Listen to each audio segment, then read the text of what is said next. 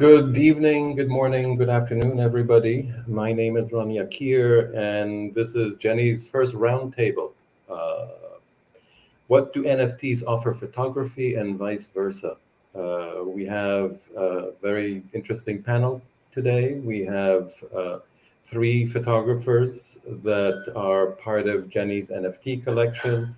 And we have Sleazy, who is on the curating board of the NFT collection of Jenny. So welcome everybody, and welcome everybody who is listening to us wherever you are. We're going to have a conversation in the next hour or so, and we've got a lot of interesting topics to cover. And you will see a comment box. Please feel free to ask questions, make comments at any point. We will try to fit them into the conversation we're having here, but if whatever comments we don't manage to fit into the flow of conversation, rest assured that we will leave some time in the end to answer everything that we know how to answer. So I'll introduce myself first. My name is Ron Yakir, currently in Hong Kong. I'm doing my PhD at the Academy of Visual Art at HKBU here. I'm a photographer, and I'm NFT curious. So this is a good opportunity for me as well to find out what this is all about. I'm going to ask the other members of this conversation to introduce themselves, and we're also going to see some of the images that Jenny has collected of their work. And I think perhaps we'll go clockwise through, and perhaps Amy, if you want to start. Sure. Hi, everyone. Thank you for having me here tonight. So my name's Amy, and I've been working as a photographer for over 10 years now. I work with sort of fine art and portraiture mostly. I did do documentary, basically a whole range of work. The piece that you just had up there, that one's Alice, and that piece is sort of like a fine art portrait of a dear friend's daughter that we were able to basically one afternoon basically went past, and everything just really aligned perfectly for it. I think my work very much is about kind of the stripping back and just a deep honesty. So I think when it came to capturing Alice, it was very much how can I kind of get to the I guess the very core of what she's about, and just I'm just going to take a moment now to gather my thoughts and pass it on to somebody else. Thank you. Thank you. Shane? Let's see. Okay, I'm unmuted now. Hey, everyone. Thanks for having me here as well. Let's see. Where do I begin? My career in photography kind of spans the last 15 years or so. I've worked as a professional artist, exhibiting with galleries and institutions, and also with a deep interest in photography books. I love the book form and connection between images. And then I've also worked in other capacities within the photography world, as a curator, as an editor, and also in publishing. So the body of work that you see here it was actually a project that began as a commission for the High Museum of Art, which is in Atlanta, Georgia.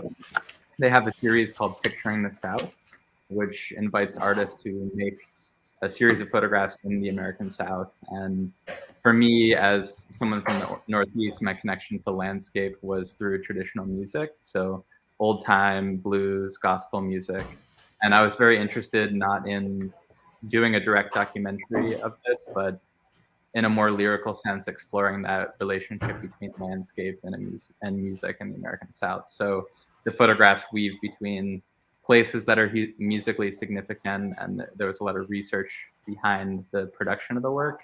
But my approach as a photographer is to kind of let myself get lost and make connections and follow light. And there's sort of poetic quality that I think comes out ultimately in the photographs. Great, thanks. Alejandro. Good morning, everybody. Excited to be here. Congratulations to Jenny and all the efforts that you guys are doing to put photography as an art form in the NFT space. And, it's always amazing how, you see people getting the aha moments of, oh, yes, photography has all these qualities. It's not just snapshotting the world. And I've been a big advocator for, peeling down those layers of how photography is a very complicated art because it is so simple. It looks everyday, it looks mundane, it looks like anybody could do it, but yet nobody can do what some of us as artists do, because it's about dedication, it's about metaphor, it's about technical considerations. So we appreciate voices coming to our court and saying, yes, this is amazing, and there's something to value in photography. So thank you, Jenny, for that, and all the team for doing that and for cheering us on. I'm from Dominican Republic, but now live in Mexico for a good amount of years. And I actually studied leisure management and then went into the museum world and worked at a photo museum for 5 years as a digitizer of their archive.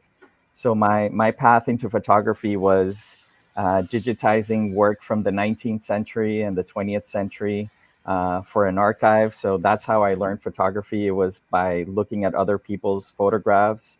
I had the opportunity to scan 2 photographers, their whole career, 70 years of making photographs, from their early days doing glass plates to their late years taking 35 millimeters pictures. So that really inscribed in my way of thinking of photography as not as doing one body of work, but an arc, a creative arc, something that will span a lifetime. And so a lot of my projects are interrelated in that way. One stems another one, and I'm always looking for those. For me, the poetry in my work is those interconnections. These images of the carpoolers, yes, they are striking to some extent, but it is, for me, the most important is that they stem out another body of work that I did 5 years prior to that. Where did these people live? What are their houses, the new developments, where they're traveling from to go to work? So it is for me, the poetry of photography is that, how do I find connections and build a bigger narrative that's not just a simple, oh, I just found this lying there. It's how do I create this big arc, narrative arc. So that is my scope of like who I am as a photographer, and now in NFTs, and also before NFTs, I taught at university. I have a master's in visual studies, and I used to have a photography school. I have a publishing house where we publish Latin American photography. And, I've always tried to be a promoter of the arts, especially photography. And now with the opportunity of NFTs, I'm doing even more of that through initiatives like Obscura and Fellowship. We're looking to make photography even stronger and a bigger art in between all the mediums. So yeah, that's who I am. That's what I'm doing right now. Who were the photographers that you were digitizing? I'm curious. Sure. Mainly all Mexican photographers. Okay. I digitized, I'll tell you maybe one that you might know, Guillermo Kahlo. He's Frida Kahlo's father. Okay. He was one of the most amazing.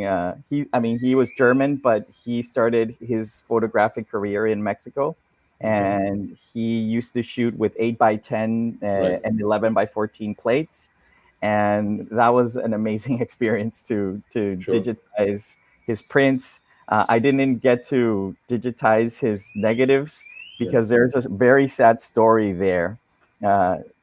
Sadly, NFTs didn't exist back there to have like a an original, but Sure. there's a story that the family, Frida and all the sisters, they used his 11 by 14 plates to do a greenhouse, and they Wow. scrubbed all the negatives. Wow. To let Yeah, the light in, of course, they right? let the light in. Yeah, It's like reverse photography. it's reverse photography. Yes, so there's a legend in the Mexican photography circle that hundreds of images were lost from Guillermo because the family Wow. thought, oh, these are just laying here. Dad is, Sure. dad is gone.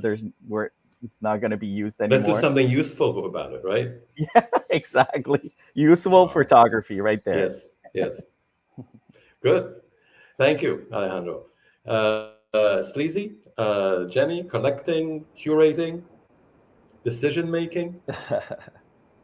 Doing all those or all the above poorly, I'm sure. But so my name is actually Stefan, and I guess we try to preserve some sense of anonymity in the metaverse. So I go by Sleazy. I don't really look like this, This is all an apparition. That's right. I'll speak briefly because I really want to highlight and cast a broader light on the amazing stories already told by the very prolific, very talented group in the room right now, which I feel very honored to be a part of this discussion and to share a space with you all. But by way of background, I've been working in the world of art and creative curation for a few years now. And the advent of NFTs of late and the prospect of the technology and commercialization that it's brought to the space of artwork and artists has been of great interest to me. And being able to be a part of the Jenny DAO and get closer to that has been rewarding in rich ways and in many ways. And a part of our thesis, or a part of what we wanted to focus on, is moving beyond what we think the NFT space has created for us as a foundation into thinking more thoughtfully and deliberately about the relationships that we can build with artists and communities, as well as having aesthetic standards that I think we fall into, and all to support our idea that we want to build the most high quality NFT collection available on the internet.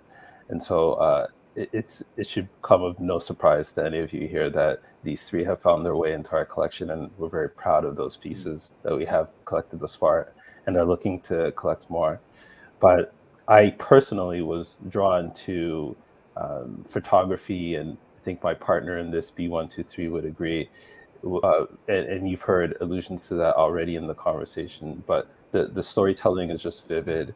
All three of you here have already explained how rich the narrative that you apply to your work is, and that to me is a great value to add to our collection beyond just putting it up in our exhibitions or for display. And in addition to that, the communities that you all have built around your work are very inspiring and very interconnected and engaged, and feeling a part of that in whatever degree and whatever fashion that we do include ourselves makes us feel very much a part of the story. And so those features so far have been very much a part of our curation ethos that we have built in the DAO, and we're looking forward to continuing that and going further into that sort of work. And I think that's a very important component of the community building, right? Which is something that we'll talk about in a bit. But I'm still, I've looked at all of your photographs, and I think that there's a lot of connections between the bodies of work that I've seen of all three of you. And it goes back to a very long tradition, maybe some of the longest traditions of photography, with this very humanist kind of narrative. I think about things like the Family of Man exhibition, right? So there's a very long tradition of this being something very fundamental to photography. And Alejandro, I've heard you speak about the uniqueness of a point of view, right? That there is no, which is kind of paradoxical, right? Because a camera is, in some circles, considered a scientific instrument, something which is very objective, that captures everything exactly the way it is. And I think that the kinds of images that I've seen from all three of you prove that that is not the case, because it is certainly a very subjective eye that is behind the camera and taking the image. Photography is kind of a reductive medium, right? Because it's an editing of the world. So you take a particular point of view figuratively and literally, and you snap the shutter. I mean, Amy, I look at your photographs, and I'm sure that many other parents and uncles and aunts have taken other kinds of pictures of those same children that you've taken these photographs. But I doubt if any of them have this kind of a pre-Raphaelite glow that I see in some of your images.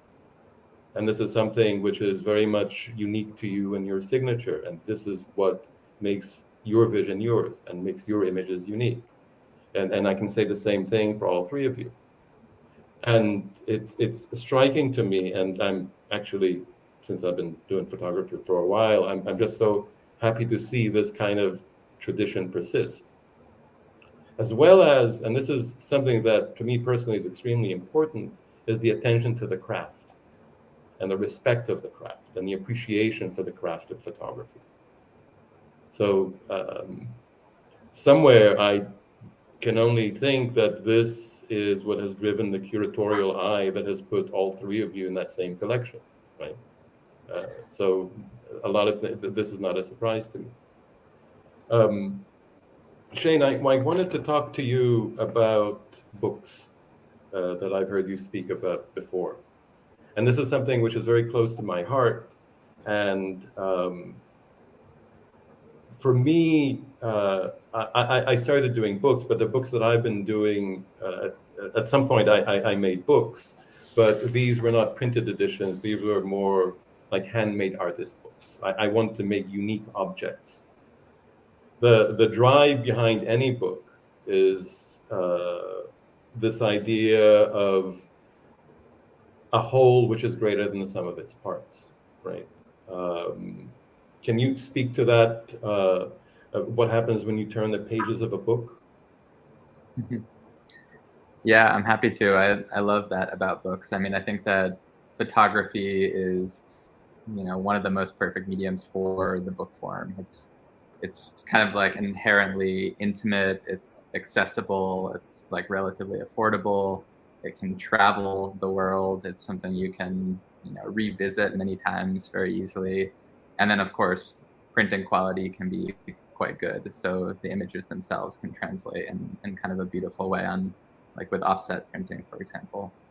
But yeah, kind of, I suppose on the topic of what you were just talking about, I mean, in some ways, it's becoming easier and easier to make very strong and striking images as like the tools of photography make this perhaps more accessible, and we're more visually literate as a culture. We grow up with cameras, in our hands now. In many ways, being a photographer is all of those other decisions around how images come together, or as you said, how they sort of build to a greater whole. And what I love about books is you're also given kind of the constraints of the medium. There's a place in which the project begins. There's a place in which it ends. You can develop, perhaps a narrative arc that moves through the book or through the work. And you have the ability to also play, of course, with how images live on the page in relation to each other. If you have a pair of images, suddenly those photographs change because they're in dialogue with each other. Or, if you looked at the page, looked at a page within the book and you turn the page, your experience of the image that follows is going to be informed by your memory of the image on the page before. And this is something I love thinking about in terms of putting together exhibitions as well. The way you move through a physical space, a similar thing kind of happens. And I know Alejandro probably has similar thoughts about all of this. We think about this too, I think, when it comes to NFTs, or at least within the constraints that was exactly my next question. Right. Yeah. I think, to some extent, it's important to think about introducing work in this space in a similar capacity, where you think through the details of where things begin, where things end, how the images are coming together, how they're speaking to one another. And, to some extent, we're limited by the marketplaces or the way to display the work, but you can still develop an edit and a sequence that changes one's experience of moving through the photographs.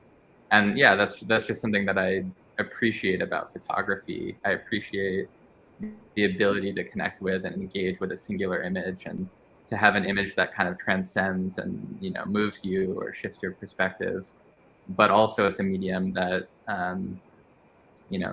speaks very beautifully with itself, or this ability to move photographs around and place them with each other, or change the relationships between images, and therefore maybe change the narrative or the story, is very interesting.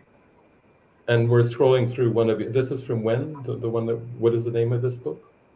This is a project called One Sun, One Shadow, and I began working on it in 2010. Traveled all over the American South, mostly Louisiana, Alabama, Mississippi, Georgia, spent some time in Tennessee, Florida, really all over the place. And I spent most of my time in places that are musically significant. So like Memphis, Tennessee, or, Clarksdale, places like that. But my itinerary was decisively loose in that the way that I photograph is I often, say yes to things. I talk with someone, they go, oh, you have to go see this place, or, oh, you have to meet this person. And by saying yes, you kind of find yourself in situations that you might not otherwise. And photographically, I think there's many surprises that can happen through that process, whether it's, a chance encounter, or, an experience with the light being incredibly profound, or whatever it is that kind of attracts you as a photographer. But because of the research and some of the itinerary behind the work, there's sort of like a underlying layer of music in the photograph. So even that kind of dark door that you see there is, for example, the old entrance to Sun Studios in Memphis. Oh, yeah. So right. Imagining the many great musicians that kind of came through that doorway, things like that. But it's really a project about the idea of a place. So it's not as straightforward of a documentary in the sense that you need to know the location of each photograph, or you need to necessarily know that story. It was really a project about, thinking about musicality of everyday life in the American South, and this idea of the American South as well. See, with the things that I make and the things that I like, I always think of them as experiences, the experience for the beholder, right? So in a book, for me, I think of the idea of an after image, right? It's almost like, when you look at a red square and then you look at the wall and you see the green square, because there's this after image. Yeah. To me, exactly. This is what happens when you're thumbing through the leaves of a book, right? There's this after image of the image that you just saw.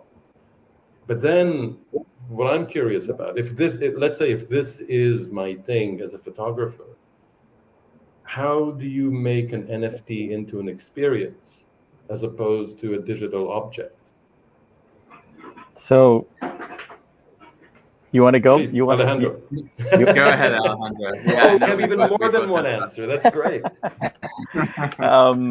This is the great experiment, Ron. This is what we're trying to figure out. I think whoever comes forward and says they have an answer, they're lying, because we don't know what NFTs are yet. Right. I would say NFTs right now for photographers are a different output for the work. But what is the language of that output? That is yet to be discovered. I see it as photography attaching itself to the print form to gain value because of the way art has gained value through the physical object. So photography, I think the big conceptual question right now with NFTs is, has photography really always been a print or a book? Maybe it was always just an image. And now we're dealing with, what does it mean if photography is just the image? It can have an output on a print, it can have an output on a book, and now it can have an output on the internet. But the piece itself is the image. So how do we retrace the way we've thought of the history of photography and where value has been assigned? Because, I mean, to be fair, when we think of like books about photography, about the theory of photography, there is very little talked about the beauty of the print. You know, it is a side note on the theory. It's the image what's talked about. It's what's in the image what's talked about. But there are no like real theory. Like there are technical books about how to do amazing images. There are technical books about how, you know, tonality can bring out the photographic language. But what seems most important for me, and that is the big question, and not saying that it's the only path forward to question photography, is what if we start thinking of photography as an image? What does that mean for us as creators? What does that mean for our creative process now into the future? And those are some of the experiments that we're doing at Obscura DAO, where you know, we're commissioning photographers to do new work that has never been seen as an image. So their first iteration in the world is as an NFT, and then it can become a print, then it can become a book. But the first iteration of that image is as an NFT on the blockchain in the NFT ecosystem. So there are no answers. I would say just a bunch of questions and But you know, 50% of the way to the answer is having the right question, right? Yes. So that's where we are. And I think I've heard you speak of NFTs as a medium, right? It's a new medium. And I understand what you're saying, that a new medium requires, any new medium requires some time for people to figure out how to use it. Yes. But when I speak of books, photographic books, for me, there's two kinds of photographic books. There's a book of photographs and a photographic book, right? A book of photographs is like a portfolio which is bound, right? The difference between that and a portfolio of photographs is that you can order them whichever way you want. And if you have a bound portfolio, you look at them at whichever way they were bound. But if you look at books like, if we talk about some famous, not books of photographs, but photographic books, I think of something like, you know, the Americans, Robert Frank. So if you look carefully at that book, it's a song, right? It is. It's not they're wonderful photographs, right? And I'm sure you've seen some of those photographs individually. But if you go through the book, right, physically turning page after page, and you see what was before and what's after, the spaces, the tones, the size of the image on the paper, the subject matter, the way it flows, right? That to me is a photographic book, and that's a very different experience. And that to me is that I want to do an NFT that does that, right? Okay, so let me intercede there. And yes, I agree with you fully. There are books of photographs, and then there are photographic books or photo books or photo works. Some people have denominated this way, where it is the sum of the parts that create the project. And Shane, I think this is what you were talking about, right? Exactly. Photographic books. Yeah. Yes, exactly. Yeah. So I'm sorry, Alejandro. Yeah. No, it's okay. And so I would make an analogy of where NFTs are right now, and the evolution of the photo book. It didn't happen completely overnight. The sophistication of the language, the use of scale, material, sequence, design, typography, all that combination, that conscious combination is maybe the last, I would say, 20 years. It was being done inadvertently through intuition. Maybe there's a more sophisticated theoretical backing to all these moving parts of a photo book. So for NFTs, just to circle around, we are not at the photo book stage. We are at the book of photographs stage. You got to learn how to walk before you run, exactly. Right? So I got it. This is the exciting part for creatives like Amy, like Shane. We are trying to figure out, what does it mean to be in the NFT space and sell NFTs. And I think that's one of the exciting parts. And of course, there's a really interesting part too, which is there's a monetization of that experiment too. And I think it's about time that we actually get paid to experiment and think, how do we evolve our language into the future? Painters had it, sculptors had it. I think photography has an opportunity of a somewhat of a balance. It's not an end game. Of stabilizing a little bit of the practitioners' income to maybe experiment even further and further the medium. But yes, we are at the book of photograph stage in NFTs, and where I see it. Well, actually, I don't know. I'm as I said, I'm just finding my way through this, and the NFTs that I've seen, for example, the NFTs that I've seen in Jenny's collection are not even single images, right? They're not even a portfolio of images. Portfolio, I think, is something that you're working on with Obscura, right? This idea of commissioning photographers to create a body of work and offering them as. Can you speak about the subscription model, the season pass idea? You're muted, Alejandro.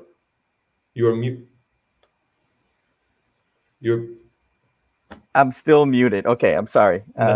You're with us. You're with us. So one of the, Shane and I, when we started in NFTs back in March, we had so many conversations. Way back in March, right? Yes, I actually started back in October with Foundation, and then left it, and then came back and teamed up with Shane and Assembly to delve into NFTs. And we did a ton of research philosophically, creative ideas, and one of the key issues that we try to address is, what does it mean to do NFTs? And at that time, one of the reasons we thought it was going to be a good fit for a specific body of work, which was carpoolers, was because of its particular situation in the internet. Carpoolers is a body of work that has gone viral several times on the internet. It has created cultural value through its circulation. And there is an amazing transgender philosopher called Mackenzie Quirk, and she talks about how this third phase of value in photography or in art is about the information of the artwork, not the artwork itself. So she argues that, what if the artworks of the future are valued in its circulation value? The images and pieces of art that tend to command value of circulation, that reach millions of people, there's value in that reaching millions of people.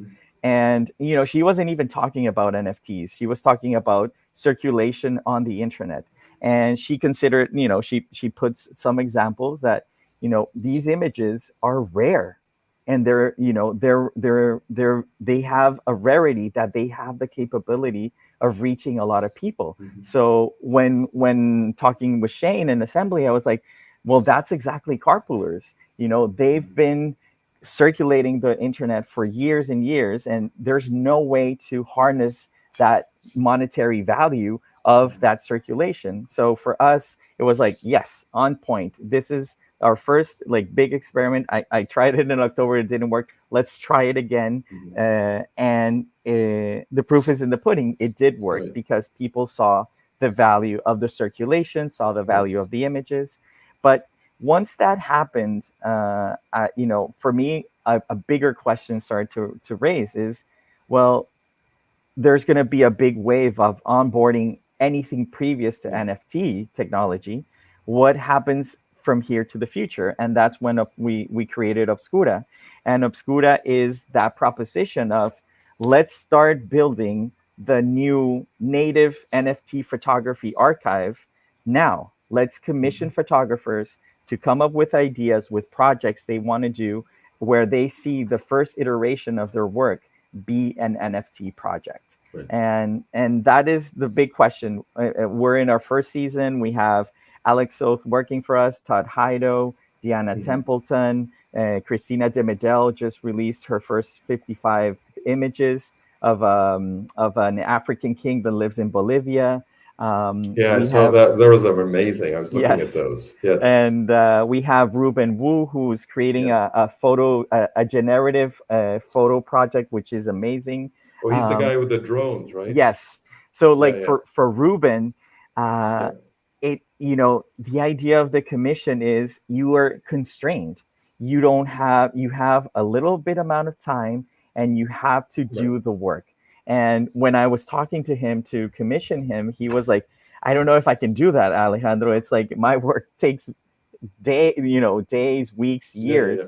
But I told him, well, this is the big experiment, Ruben. Like, what can you do with that? And, I gave him examples of commissions that, resulted in beautiful images. I mean, think of The Country Doctor by Eugene Smith. That was a commission. So you have these beautiful results from constraints, creative constraints. And we workshopped it a bunch, and the results are amazing.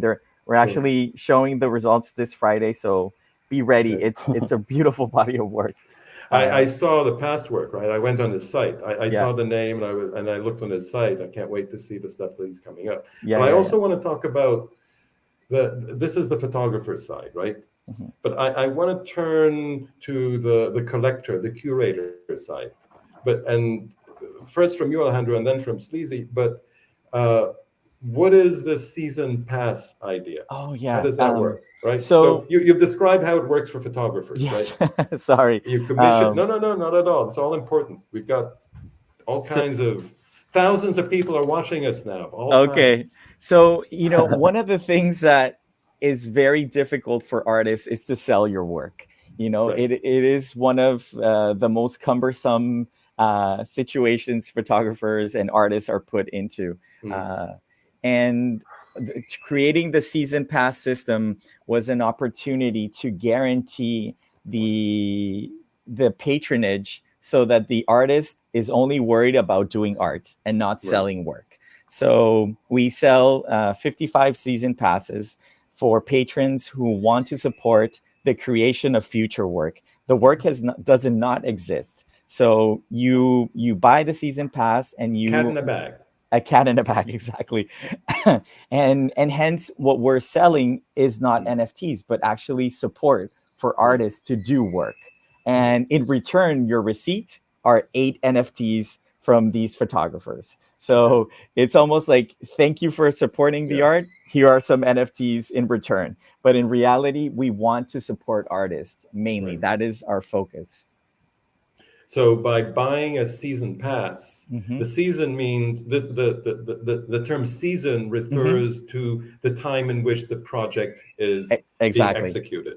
So the fall season is going to be the 4 weeks, and I know Amy's fall is very different from our fall, right? She's on the other side of the world.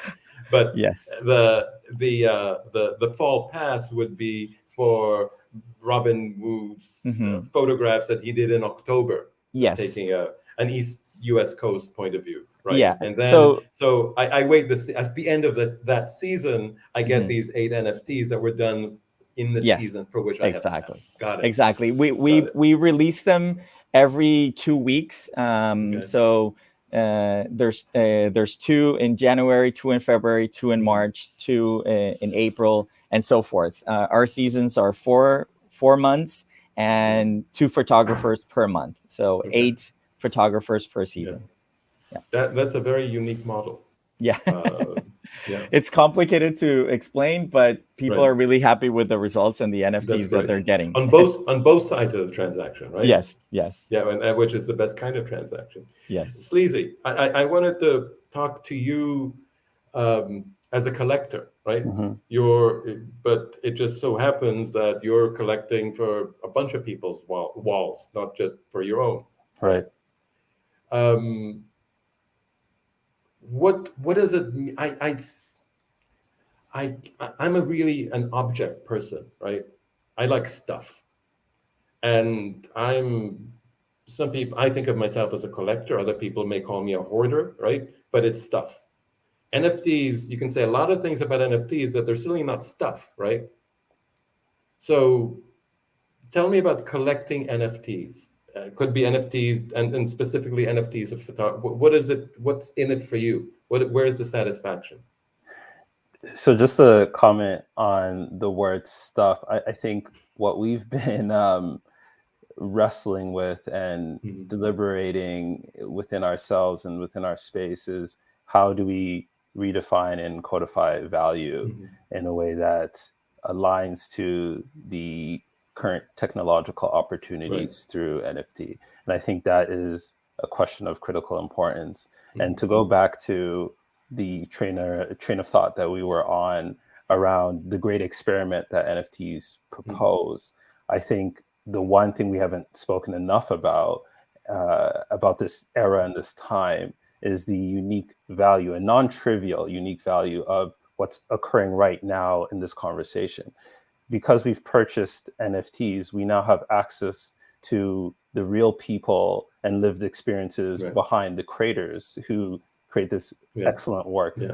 Even if I were to buy each of their photo books, I wouldn't have that direct communication channel. And I think that's certainly a profound addition to the space. And I don't know where it's going to go and how it can continue, especially as I'm sure each of them will scale their brands and reach many more people. But I find that value of very high importance for collectors and curators alike.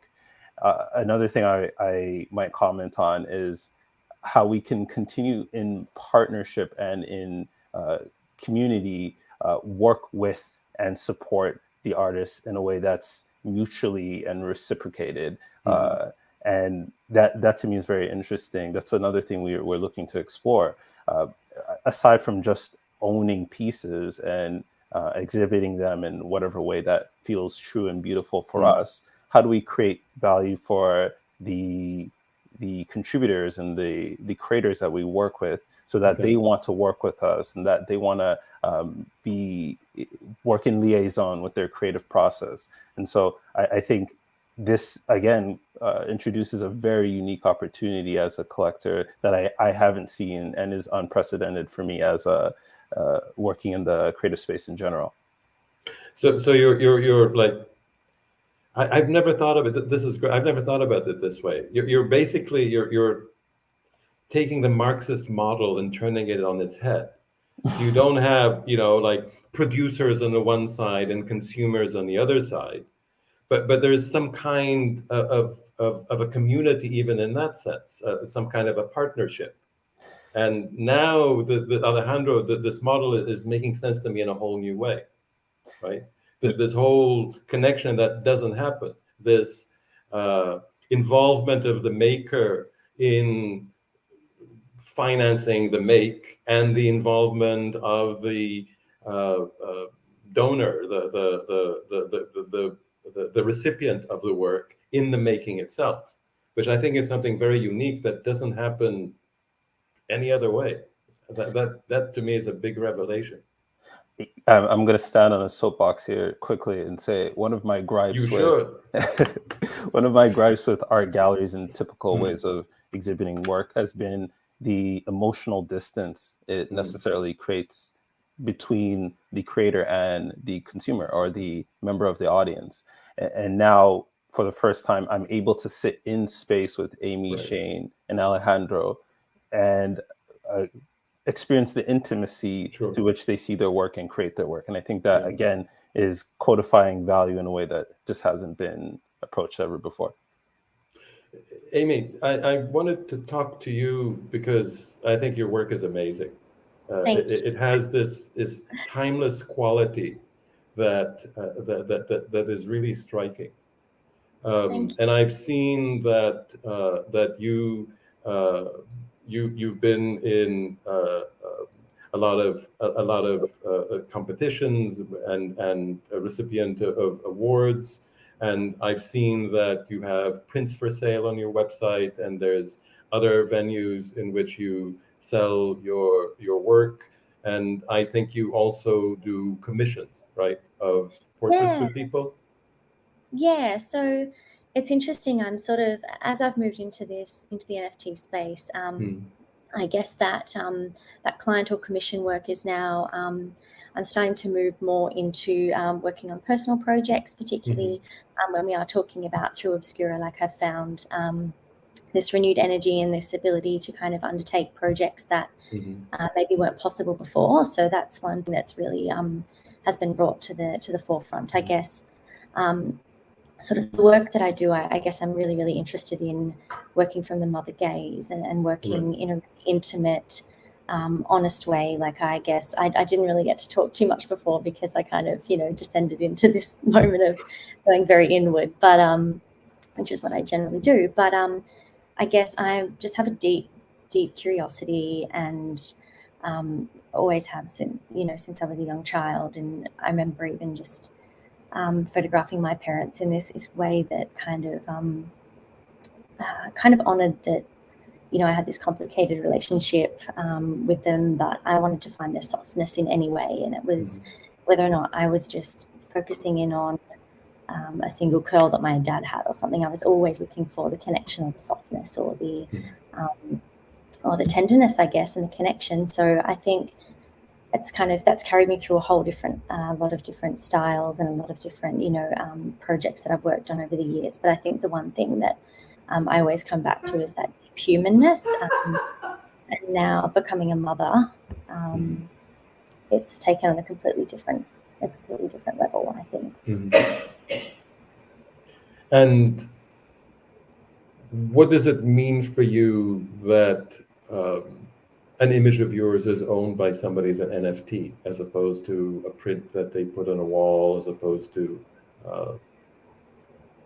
Yeah, so I sat with that for a while, sort of trying to think of how, what it's a change, isn't it? Yeah, it is a huge change, and it took me a little while to sort of to settle into that. But it very much is this support, this signal of somebody really seeing that work, really valuing that work, really wanting to play a part in that. That horror sort of, I guess, that that horizontal kind of energy that we're talking about, where there's this line of communication that's open, and this sense of being able to I guess that's all I can say on that. That's great. And you're working with Alejandro on Obscura? Yeah. So I was part of one of the first grants, basically called Who We Are, which was just it was absolutely amazing. It was over 100 photographers worldwide that were all photographing other people that were working within the Web3 space, and that all came together in this huge collection of 200 photographs that were curated. So that is an example of how that all came about as well. Yeah. Did you, as an artist, did you approach it in a different way? What Alejandro was talking before about having a limited amount of time to do something. How did that change your creative process and thinking? It did. So it absolutely did. Yeah, it absolutely did. I found that it was kind of my first shoot back from maternity leave after having my second child. Okay. So I think I was really ready for some kind of challenge. And this, I remember at the beginning, once we had the time frame given to us, myself and two other mothers that I work with that also make incredible work, Mia and Lily, we sort of had this moment where we're like, how are we going to make this happen? Obviously, we're the primary caregivers. We had a discussion, and there was all of this, discussion around, do what you're able to do. Let's just, have fun with this and create something. Kind of then having that pressure taken off, like we were able to create quite a lot. And I remember I think there were about 8 different people that I was able to shoot within that time, and it definitely opened up a whole other level of, I guess, creativity that I hadn't accessed in quite some time. So it was it was very energizing in that respect, and I think it was very rewarding to see it all finished. You talk about you've written about neurodivergence as being a component of which is part of your thinking, and I confess I had to look that word up. Yes. And I'm glad I did. I'm dyslexic, right? And that's also within that. So now I can, I too can be there. Because when I was growing up, I don't think anybody knew what that was. I just get scolded for making so many spelling mistakes, right? Yeah. And this is part of who we are. And you point that out as being an element of that influences how you think and how you put ideas together, right? Yes.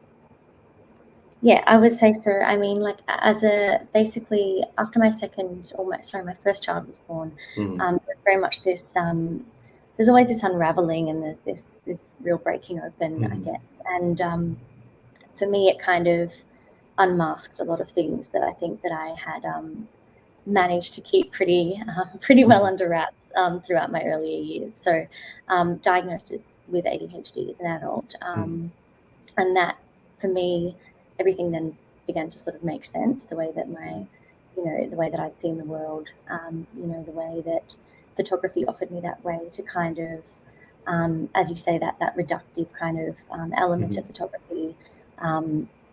Kind of, it gave me a place to go. It gave me a place to kind of organize my world and to see things within that frame and make those connections in a way that for me was very has been very healing. And I guess that's why. Because I think that this kind of circles back to one of the points that we started with, right? This idea of a subjective gaze. And that gaze is constituted with whoever and whatever it is that we are. So this is just part of it. And this is, I think that a lot of parts of what makes each of our gazes subjective don't have a name like this. But this is just one of this mosaic that makes us who we are. And our quality as an artist is this ability to channel it into the work, and this is what makes each of your work so unique. I wanted to see if there are any questions, either from some of the people watching, or I wanted to open the floor to any questions that we can raise here. Here's a question from Amir Zaki. Is there a potential for photography NFTs to be zoomable? One of the wonderful things about looking at photographs is scanning across an image and discovering details. This speaks to this idea of the experience of looking, right? Any answers? Well, we sort of touched on that, right? Like, I think we are interested in how to have more experiential interactions with the photographs online. And, in theory, that has nothing to do with the NFTs, but we would like to see a way to implement a potential marketplace experience that might foreground a different type of experience. So I would love to see emerging marketplaces that prioritize another way of moving through the photographs, and maybe the purchasing experience is a little bit more secondary. maybe there is a zooming and moving or replicating of a photo book, or being able to in some way experiment with scale, for example. And that touches on what Alejandro hinted at too. I think we're just in the very early stages of what type of Web3 platforms and marketplaces exist. In the interim, you just have to right-click Save As and zoom in on Photoshop and click around or something. Right. But I hope we'll see some interesting innovations that will make more complicated narratives possible with photography and NFTs. On that note, sorry, I didn't mean to interrupt there. One thing that really struck me when I very first started in the space was I'd spent a great deal of time with my first collection, sort of putting together a narrative, or not sort of, but absolutely creating something that I felt that the order was very, very important. And I remember I put them all on one platform, and it completely scrambled them. So I'd spent so many hours, and that was just one of the first examples of how early it was, and how there is so much so far to go with all of with the experience. It's almost like flipping the music industry model on its head, where vinyl is collectible and the song is on Spotify has no value. This NFT model with photography is the opposite. Absolutely. And I think, Alejandro, this speaks to the model that you're exactly pushing, where NFT first, anything else later. Yeah. I mean, there's many interesting analogies between the music industry and what's happening with NFTs.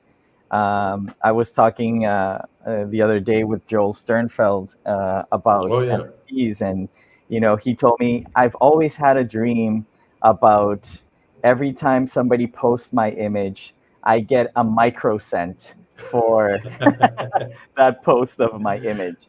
And we're talking of how his work would work as NFTs, and he, in the end, I told him, the only way to fulfill that dream, Joel, is to first own your images on the internet. Right. Yes. And this is what NFTs, I think, are doing, analogous to what the music industry with Napster and all that. Right. Very soon, the music industry understood that there's a very big component of shareability in the internet. So they put their vigilante suits on, and they went out. Anything anybody wants to share on the internet, we need to get paid for this. Photography, writing, visual and media are late to the game. So I think if we can find a way to inscribe our work on the blockchain, assume ownership, have a smart contract that harnesses the technology to go out and search where our images are posted, and directly from that smart contract, ask either for remuneration from the platform or from the individual posters, maybe there's an opportunity for artists for the first time in the history of the world to be getting royalties for these usages of their images on the internet. I don't want to seem like a vigilante like the music industry did, but hey, us as creators, we're actually doing work, and we need to get paid for the work that we're doing. And if you're using our materials, well, there has to be some sort of compensation, just like a lawyer won't give you his time for free. A doctor will not give you his time for free. A teacher will not give you his time for free. Everybody gets paid for the time invested in the work that they're doing. And we as artists, our investment is in doing artworks. And if you want to use that, well, maybe we need to get paid for that now. Although people like Getty are going the other way, right? Getty Images, they have this vast collection. They say, well, as long as you leave our logo and it's a non-commercial, you don't have to pay us anything, because I guess they're rich enough, right? Yes, but we're not in that place. We're not, for individual artists. You're talking about an institution there. We're not institutions, so it's a different take for sure. Thankfully, Alejandro, actually, Kodak was working on something that's a little bit like what you're talking about, that was using blockchain for identifying potential licensing usage and following up. And I think it was bought out, or it's rebranded. I can't remember the name of the new company, but I'll dig it up and send it to you. But yeah, I that would be certainly think amazing. there's some potential there. But what we're experiencing is just that we're at the very beginning stages of like a new way of people living their lives online more, virtually more. And what comes with that is, of course, digital ownership. And I think what was really interesting, and that I think you touched on, Alejandro, in your talk with Lucy, was also just like the nature of photography as a medium. It's always desired to proliferate. It's always desired to be reproduced and travel, or as you talked about, go viral too. And so now there's this, I think, possibility for ownership and as well digital provenance, and then therefore royalties. That is, truly special, I think, for artists to think about with their work. Yeah, completely. And we have a question from Benjamin. Nowadays, people challenge NFTs as an art form. When photographs first came out 200 years ago, were people challenging it as an art form? Yes. Well, actually, I think that it lost its value as an art form somewhere in the middle of the history, because I think originally photographs were so rarefied, they were so expensive, they were so difficult to produce. And then we're back to Kodak, right? 1888, Kodak said, "Oh, you push the button, we do the rest," right? And you'd buy this box with, I think they had 100 images, a roll of film that took 100 pictures. So you take your 100 pictures and you send the box back to Kodak. You get another box and you get, whatever prints came out. And I think then kind of the value, if anybody can make them, the value of photographs went down. But I think originally, it's not 200 years ago, it's a little bit less, right? But soon to be 150 plus years. But I think in the beginning, they were the strange, new, beautiful things, right? And this is when photographers used to put Vaseline on the lens, because to give them more value, photographs needed to look more like paintings. So in the beginning, early on, I think they had great value. Somehow they lost the value in the middle, right? Now, if anybody with, an iPhone, and it's an advanced enough iPhone with enough IA behind the camera that makes everything beautiful and everybody beautiful, then that's where, my 5-year-old could do that kind of a thing, right? I would, to give another perspective to this idea and the history of photography. These are conversations that Shane and I had when we were researching. One thing that I told him was photography was reborn in NFTs, in the NFT space. We went back 200 years ago when photography's thing was to go to exotic places, capture exotic lands, exotic people, and come back and sell it to white people in Europe. That was something that was very, very scary to see happening again in the NFT space. And, it has evolved from that. It's like we're in warp speed inside of the NFT space. And we've gone from doing that to actually bringing, socially conscious photographs and things that really address important issues like the mother gaze, et cetera, et cetera. So what happened with photography, my perspective is that its first iteration, its first 10, 20 years was about making money. It was about using a medium that represented the world like no one else had seen it before. And that had to be monetized. And there were millions of dollars made by photographers going out into the world and documenting the world like we've never seen before. So there's an analogy about what is happening in NFTs in the monetization of it.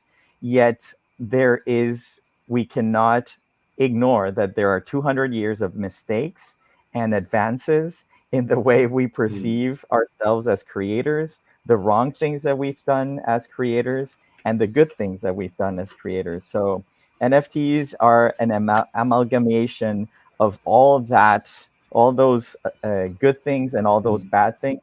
and we need to be critical, and we need to be thoughtful of what is happening in all its sides, in the content, in the way we merchandise it, the way we talk about it.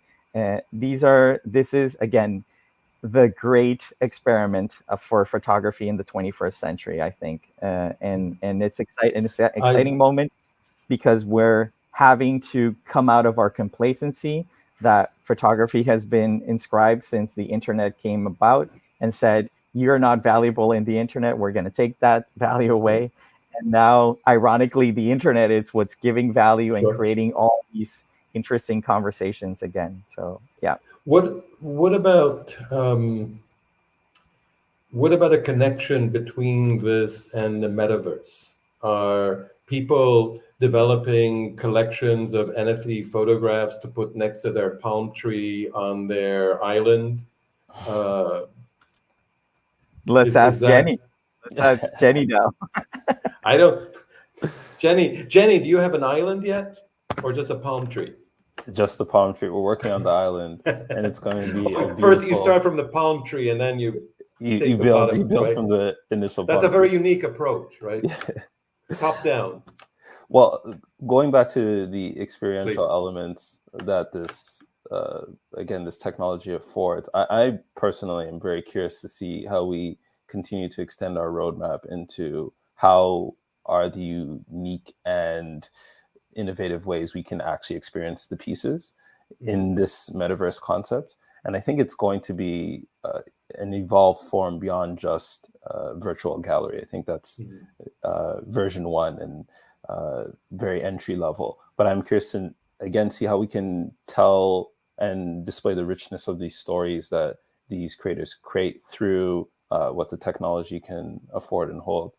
But I want to go back to this vein of thought, because I think it's really meaningful that we preempt the sort of critique that we might have of this time of NFT photography, and ask the crew here what they might think we could do to correct some of the mistakes we're currently making, or preempt some of those mistakes, and set ourselves up for a bit more success in the future.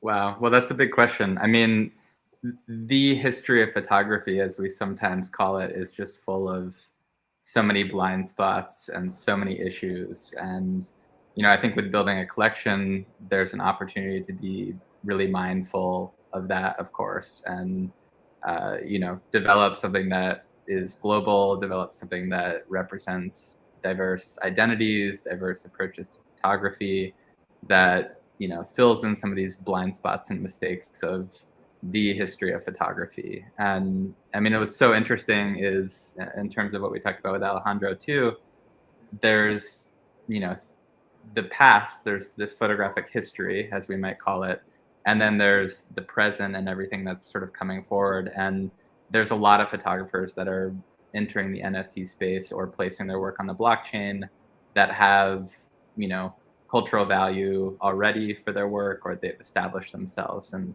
their value in the world. And then there's also artists that are sort of maybe new to the career of photography and new to proliferating their work, and are exploring that through this space pretty much for the first time, finding an audience, building a community, developing these connections that are important that will carry them forward. So there's this history that has been written, which has lots of gaps and holes and issues to be filled in.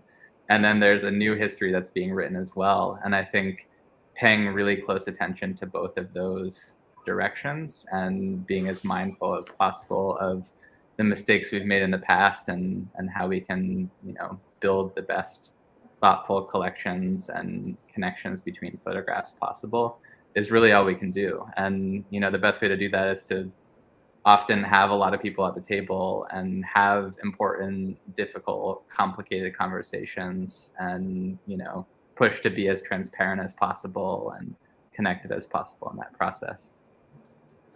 But one of the important things that I'm taking from this discussion is exactly this last point, the importance of conversations and the opportunity that this platform is creating for these and when I say platform, I don't mean the technology that we're using to speak. I'm saying that this idea of being engaged in the excitement of the birth of a new medium, right? And this is what is creating these conversations. And these conversations are something that happens on all sides. So I think that this is a good place to stop and say that this is a conversation that needs to be ongoing. And I think that this is, I hope, the first of some more conversations that we're going to have. Because there's a lot of things that we touched upon that we kind of glossed over, right? I think there's a lot of things that merit going deeper and exploring this. And I think that this conversation has been great in that way. So Thank I you really for the invitation. Yes. I really want to thank all of you for staying up late, for getting up early, Thank you. and being with us, because this is a really a unique thing. I'm just watching on the screen Amy's body connected to Alejandro's person. That's a great composition that happens only here and now. That doesn't work as well as the other one. So thank you all very, very much for your time and your energy and your participation. It's really been a pleasure to have this conversation with all of you. And I look forward to the next conversations. Thank you all very much.